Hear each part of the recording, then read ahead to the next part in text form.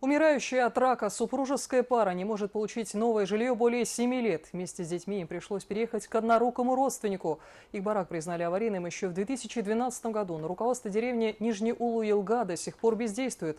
На место отправился наш корреспондент Радмир Азнабаев. Печка очень плохо топится. Очень плохо. Там ремонт делаешь, там падает. Холодно зимой очень.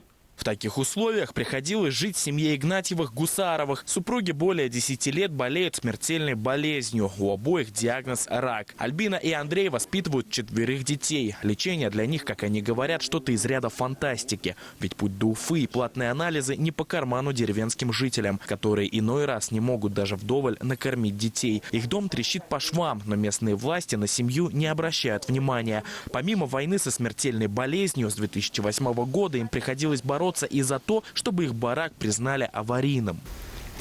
Были комиссии, все посмотрели, они сказали, все аварийным, ветки сделаем. С райцентра приезжали, архитекторы, еще там, и глава администрации в то время Кожевников Владимир работал, Владимир Владимирович. Признан аварийной веткой, непригоден для жилья. С 2012 года семья стоит в очереди на переселение третьими по списку. Выше этой позиции они не поднимались 7 лет. В доме уже стали проваливаться полы, а стена разваливается на глазах. А в этой комнате до недавних пор ночевали дети. Пока они спали, на них потихоньку осыпался потолок. Помощи от местных чиновников семья так и не дождалась, поэтому подалась в поиски новой крыши, ведь своя с минуты на минуту может обрушиться.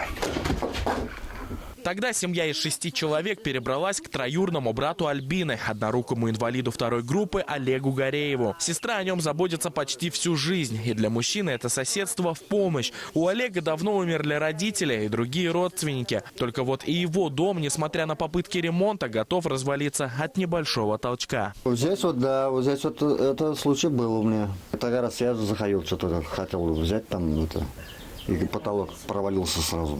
Я говорю, вот слава богу, говорю, не на меня упал, говорю. Пришлось потом поменять доской, заменить. Да. За все это время, что семья выживает, в деревне поменялось 3 главы. И как бы они ни обращались к руководителям сельского поселения, чиновники в помощи им отказывали. Ну, много лет я хотела, просила квартиру уж, а потом, первая глава, когда работал Калимулин, я подходил и просила квартиру. Так он мне сказал, иди к Бабаю тогда и Путину. И я развернулась, ушла. В то время еще мама жива была вместе с мамой, с детьми. В течение 10 лет руководство района, да и самой деревни сменялось, но ответ остается один и тот же по сей день. В разговоре с главой сельсовета оказалось, что семья числится в очереди уже первой. Правда, перспектив от этого больше не становится. С 2013 года эта семья поставлена на учет для улучшения жилищных условий. И на сегодняшний день они в списке стоят первыми. Но в нашем сельском поселении всего 4 семьи состоят в этом списке. А с 2012-го сколько человек получили у вас так вот жилье?